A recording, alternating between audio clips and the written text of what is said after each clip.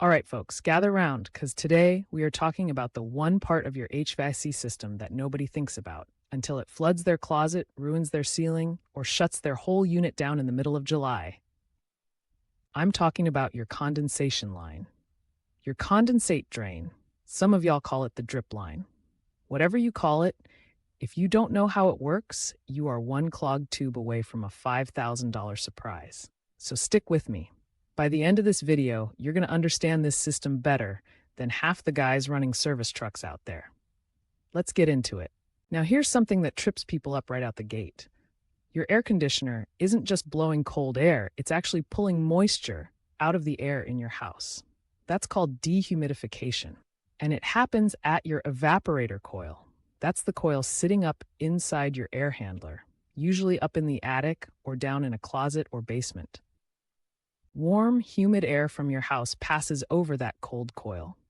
The coil is running somewhere around 40 degrees. When that warm air hits cold metal, moisture condenses right out of it, just like a glass of sweet tea sweating on your porch in August. That water's got to go somewhere, and that somewhere is your condensate drain system. And listen, on a hot, humid day, a single central AC system can pull out 5, 10, sometimes 20 gallons of water in a day. That's not a trickle, folks. That is real water, and it needs a real path out of your house. Now let me ask you something before we go further. Drop a comment below and tell me, do you even know where your condensate line runs to on your own house? A lot of homeowners have never once looked. Go find it after this video and come back and tell me what you find. Your system's got a drain pan sitting right underneath that evaporator coil, catching all that condensation. And off that pan runs your primary condensate line. The primary line is the main event. It carries water away from the pan, usually routes it outside and dumps it somewhere harmless, a splash block in the yard, a floor drain, sometimes tied into a household drain with the proper air gap. This line is working every single time your AC is running in cooling mode. Now, a lot of systems, especially ones in attics, over finished ceilings, or in any spot where a leak could cause real damage, are required to have a secondary line, sometimes called the backup or auxiliary line. This one is your insurance policy. It doesn't do anything under normal operation. It only kicks in if the primary line clogs up and that pan starts backing up. The secondary line is plumbed to dump somewhere obvious, over a window, above a porch, into a visible spot, specifically so that if you ever see water coming out of it, you know something's wrong and you need to call somebody today, not next week. So remember, primary works every day, secondary is your warning system. All right, here's where we get into the good stuff. That condensate line has got to have proper slope, ideally a 1/4 inch of drop for every foot of pipe. Gravity's doing all the work here. There's no pump pushing that water unless you've got a specific condensate pump set up. If that line is flat, or worse, sloped the wrong way, water sits in it. Standing water breeds algae, sludge, and buildup, and that is exactly what causes clogs. Now here's a term you'll hear inspectors and techs throw around, the P-trap. People hear P-trap and think of the one under their kitchen sink, and it's the same idea here. It's a little U-shaped bend built into the condensate line, usually right near the drain pan. Why do you need it?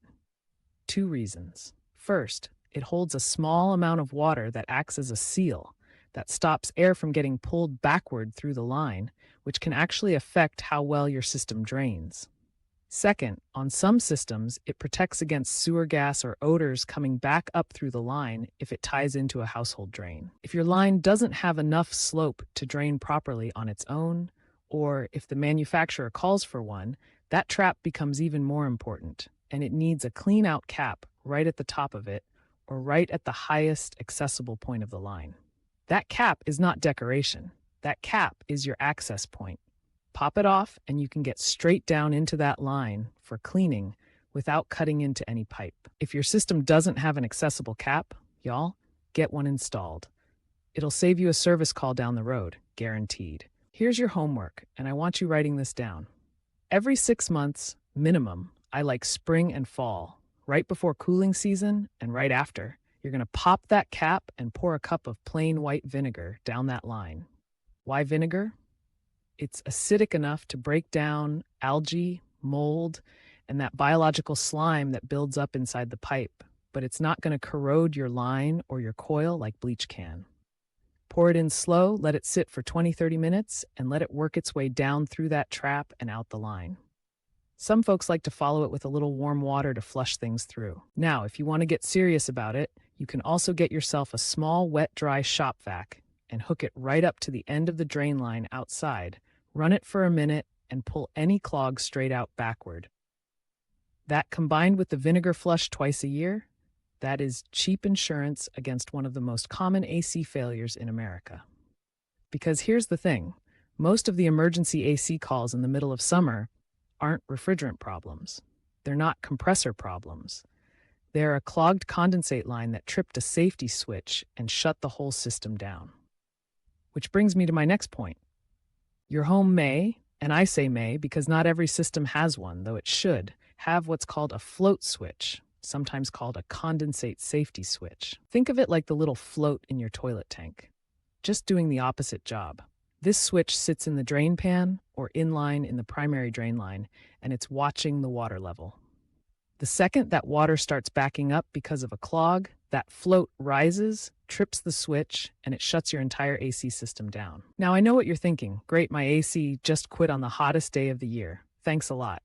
But listen, that switch just saved you from a flooded ceiling, warped hardwood floors, moldy drywall, maybe a whole insurance claim. It is doing exactly its job. If your system ever just randomly stops cooling and you go check and there's water sitting in that pan, 9 times out of 10, that's a float switch doing its job because of a clogged line. Some systems have 2 float switches, one in the pan itself and one up in the secondary line I told you about earlier, so you get a backup on your backup. All right, I want to hear from y'all right now. Has your AC ever just shut off out of nowhere on a hot day?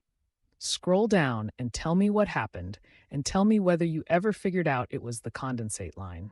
I guarantee you, somebody reading the comments is dealing with this exact thing right now, and your story might help them out. Beyond the float switch, you're also going to find, especially in newer installs or attic units, a standalone water alarm sensor, little battery-powered puck that sits in the drain pan. It doesn't shut your system off, it just screams at you, a loud beep, sometimes a smart notification to your phone if it's a Wi-Fi model, the second it touches water. Cheap, easy, and I recommend one, even if you've already got a float switch, because more warning is never a bad thing. And on the outside, remember that secondary line I mentioned dumping out over your window or your porch? That, right there, is a passive safety feature. No batteries, no electronics, just physics and gravity giving you a visual heads up.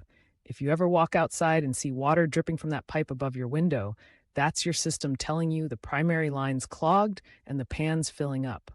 Don't ignore it. All right, let's bring it home. Here's what I want you to remember. Your AC pulls gallons of water out of the air every single day, and it's got to go somewhere. The primary line does the everyday work.